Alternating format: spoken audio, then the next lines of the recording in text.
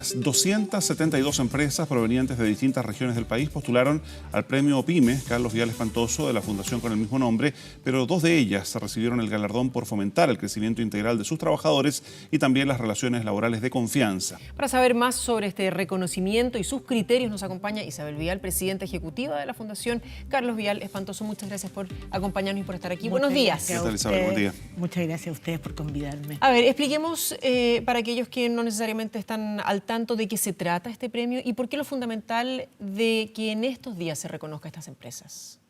A ver, lo más importante es lo que hace la Fundación, que yo no tengo tan claro que todo el mundo sepa, que en el fondo promueve relaciones laborales de confianza, de colaboración, de manera de impulsar el desarrollo de los trabajadores, poniendo a los trabajadores en el centro del modelo de negocio, con la convicción y la firme convicción de que tenemos que vamos a tener mejores empresas, una sociedad más plena y vamos a tener progreso al país.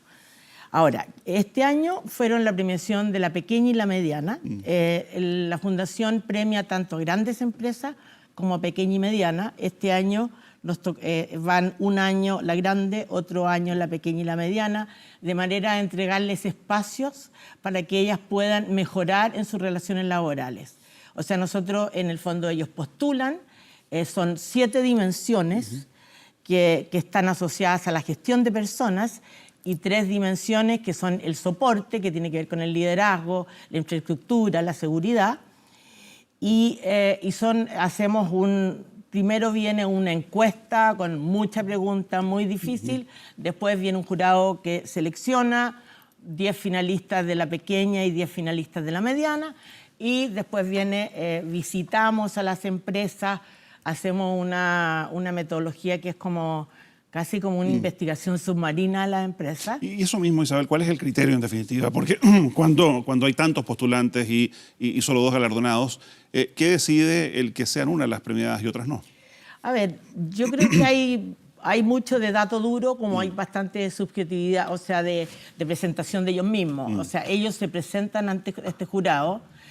Lo que hicimos este año fue que trabajamos con ellos en que pudieran hacer un pitch y una presentación, que en el fondo estuvieran todos parejos, porque de repente igual te va a pasar que uno hace mejores presentaciones que otros. Otros vienen de regiones, otros son como más empresas chicas, más vulnerables. Pero en el fondo se elige desde la mirada de la persona. La mirada es centrada en el trabajador, en su desarrollo, en su felicidad, en el fondo cuánto se capacita, cómo se selecciona, cuáles son las herramientas que yo le entrego para que en el fondo se empodere.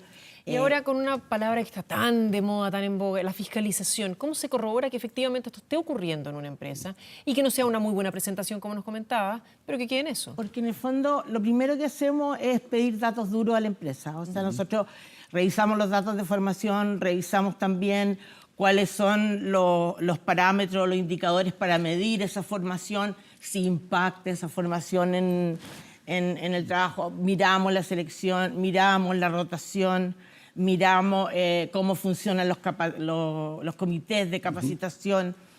En el fondo nos vamos en estas 7 variables que hay mucho dato duro. Hay ausentismo.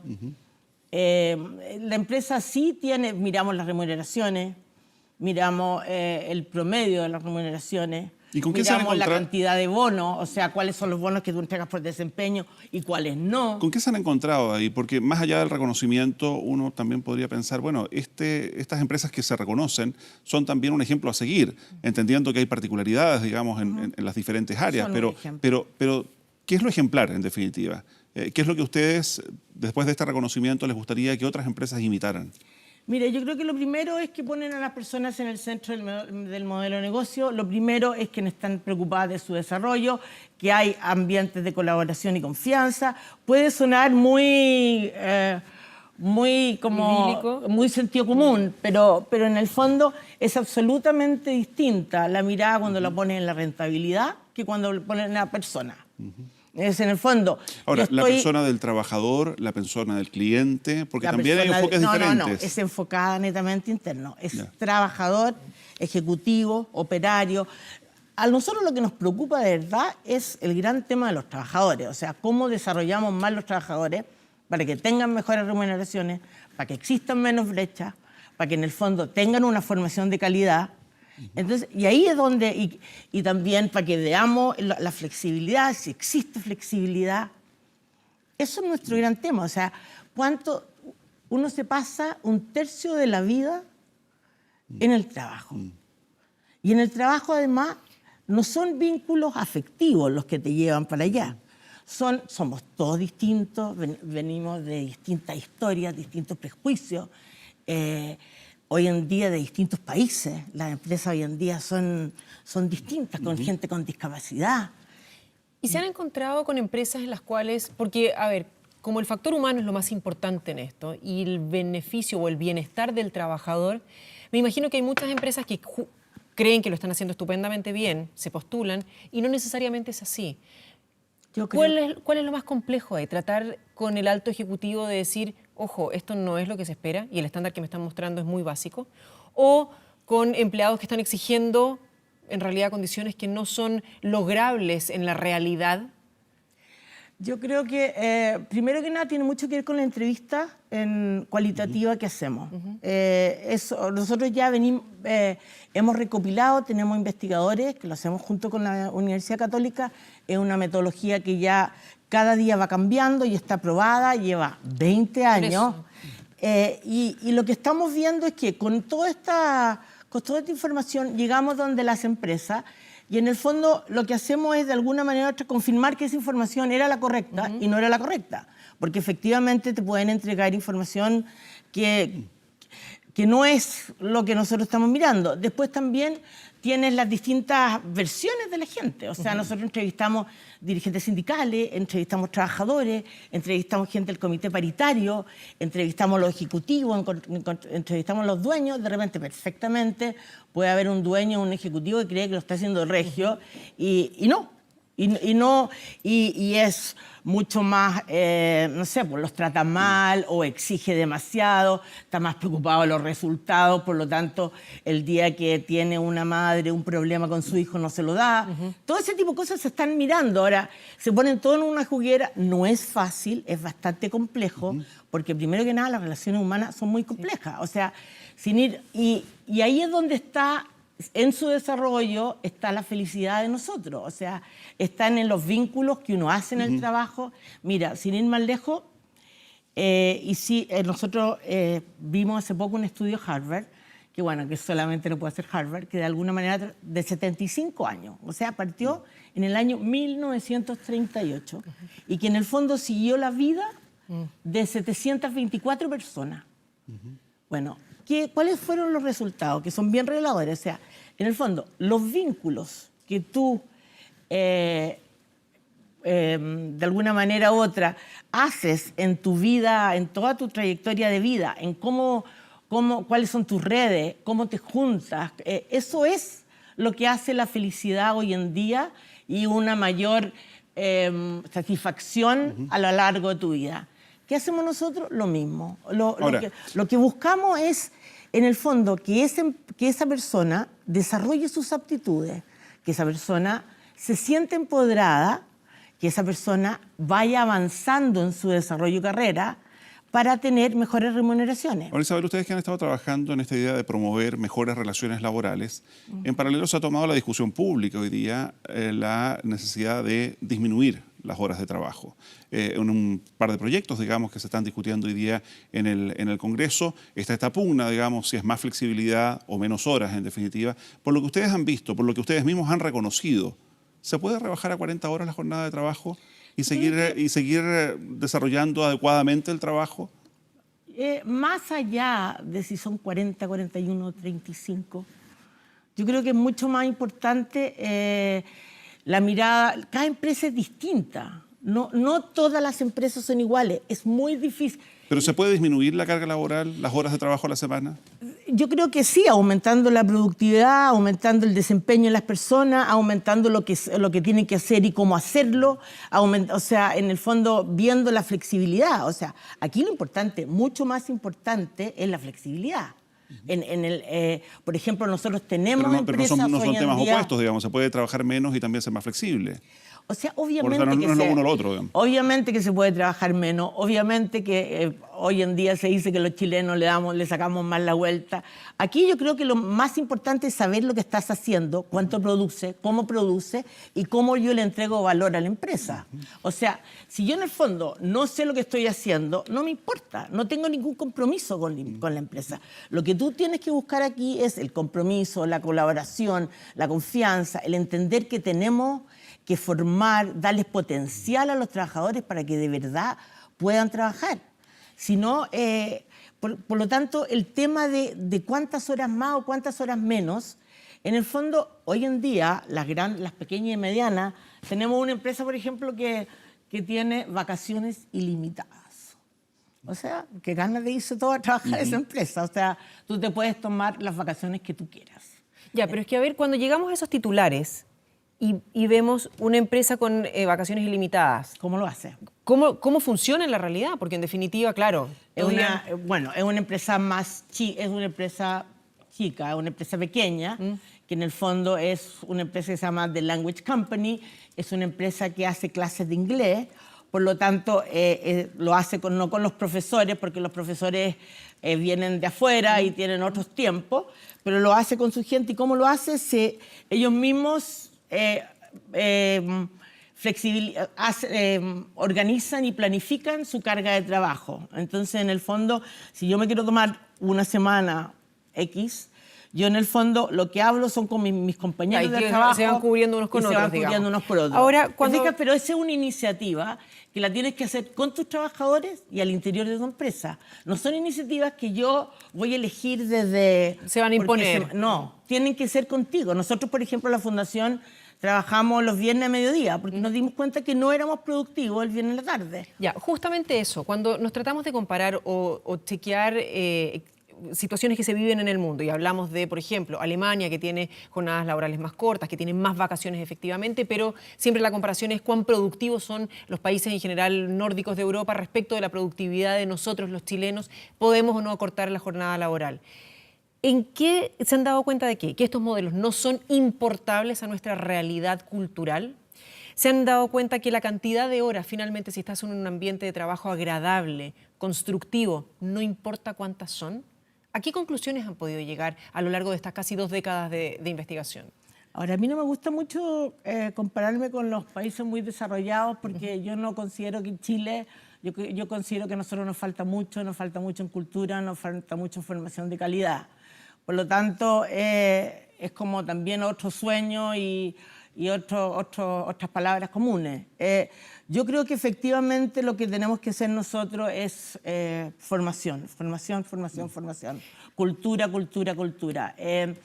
Por ejemplo, la que ganó Kunde tiene una biblioteca digital.